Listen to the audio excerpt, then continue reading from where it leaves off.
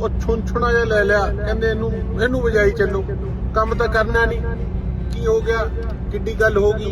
एक बुजुर्ग मंत्री विज साहब ने किस प्रकार से एक महिला एसपी को किस टोन के अंदर उन्होंने बात करी, तो क्या वो ठीक था? विधानसभा के जो कुछ अफसर काम नहीं करते थे, हम तो किसी प्रकार से भी ना कभी पीछे हटे ना हटेंगे अपने लोगों का काम कराने के लिए, लेकिन उस चीज पे कहीं ना कहीं सानू अड़ जाना चाहिए सीगा। अगर अज भी असी ना अड़े आपदे पार्टी दे एक विधायक साथी दे लई, तो फिर किते ना किते मनोबल टूटूगा साडे। विधानसभा से हमारे कांग्रेस पार्टी के विधायक हमारे बड़े भाई देवेंद्र हंस जी वो गए थे एसडीएम साहब के ऑफिस। उनके काम नहीं हो रहे, जनता ने उनको अपना विधायक चुना, और जब काम नहीं हो रहे थे तो देखो जवाबदेही तो लोगों के चुने हुए प्रतिनिधि की होती है, ऑफिसर्स की नहीं होती। तो जब काम नहीं हुए वो एसडीएम साहब के ऑफिस गए तो उन्होंने इतना ही कहा, हम हरियाणा के वासी हैं, हम आपस में मजाक भी कर लेते हैं, कोई खास बात नहीं। इतना ही करा, काम नहीं करते तो ਉਹ ਛੁੰਛੁਣਾ ਜਿਹਾ ਲੈ ਲਿਆ, ਕਹਿੰਦੇ ਇਹਨੂੰ ਵਜਾਈ ਚੱਲੋ, ਕੰਮ ਤਾਂ ਕਰਨਾ नहीं। की हो गया, किड्डी गल होगी। क्या इसमें अपमान कर दिया उन्होंने? क्या उन्होंने कोई किसी प्रकार की कोई गाली गलौज करी? कुछ भी इस प्रकार का नहीं था। ऐसे तो हम भी कहते कि एक बुजुर्ग मंत्री विज साहब ने किस प्रकार से एक महिला एसपी को किस टोन के अंदर उन्होंने बात करी, तो क्या वो ठीक था? तो सोचने की बात है कि अब डीएससी समाज का एक हमारा भाई है जो कि एक गरीब परिवार से उठ के उस व्यक्ति ने अपनी पहचान बनाई, विधानसभा तक पहुंचे। आज उस व्यक्ति को दर्द है कि उनके हलके का काम हो। जब काम नहीं होता तो इस प्रकार से देखो अपनी बात प्रस्तुत करना, उसको रखना, मैं समझता हूं कि इसमें तो कुछ गलत नहीं है।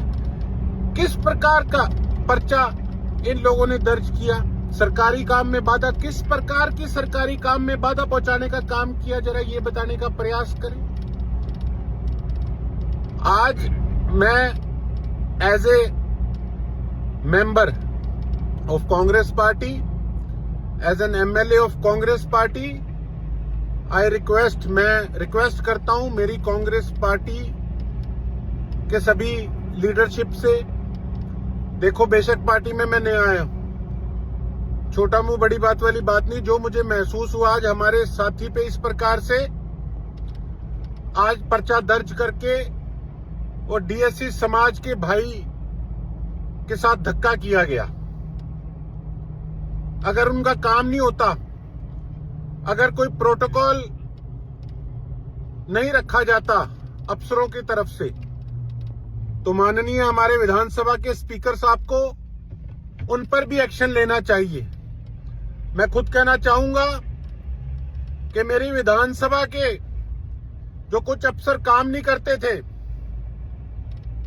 हम तो किसी प्रकार से भी ना कभी पीछे हटे ना हटेंगे अपने लोगों का काम कराने के लिए, लेकिन स्पीकर महोदय साहब, आपकी तरफ से भी कोई एक्शन उन अफसरों पे नहीं लिया गया। इस चीज का हमें दुख है, हमें दर्द है। हमारे अधिकारों की रक्षा आखिर कौन करेगा? हमें आपसे उम्मीद है, आप हमारे हाउस के सबसे बड़े कुर्सी पे बैठे हैं, और इस केस के अंदर भी आपसे हम यही उम्मीद करते हैं कि एक विधायक की गरिमा जो होती है, अगर कोई अफसर नहीं सुनता तो उस पर एक्शन आपको लेना चाहिए, यही हम आपसे उम्मीद रखते हैं। उससे पहले अशोक अरोड़ा जी हमारे आदरणीय विधायक जी कांग्रेस पार्टी के, जब उनका एक एपिसोड हुआ उसके अंदर भी मैं ये समझता हूं कि हमारी पार्टी की लीडरशिप को उस चीज पे कहीं ना कहीं सानू अड़ जाना चाहिए सीगा।